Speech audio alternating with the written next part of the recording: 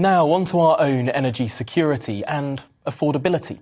Yesterday, in the midst of a trilateral press conference, the Prime Minister leant into hydrocarbons, oil and gas, saying we needed to place a greater reliance on domestic hydrocarbon production as part of our transition to net zero.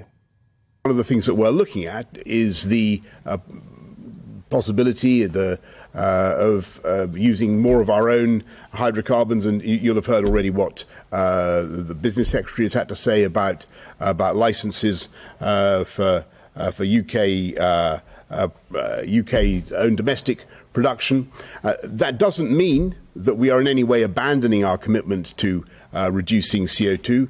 You can do that, but we've got to reflect the reality that there is a crunch on at the moment. We need to intensify our self-reliance as a transition with more hydrocarbons. But what we also need to do is go for more nuclear and much more use of renewable energy.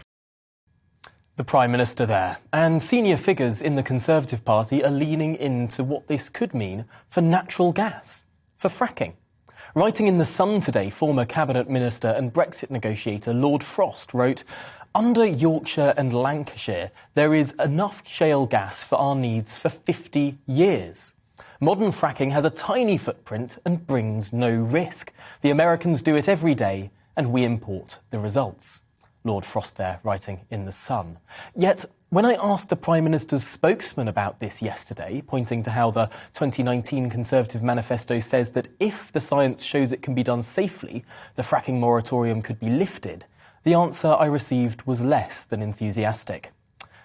The Prime Minister's spokesman told me we've set out our position on fracking before, and that hasn't changed. The development of any domestic energy source must be safe and cause minimal disruption and damage to communities nearby.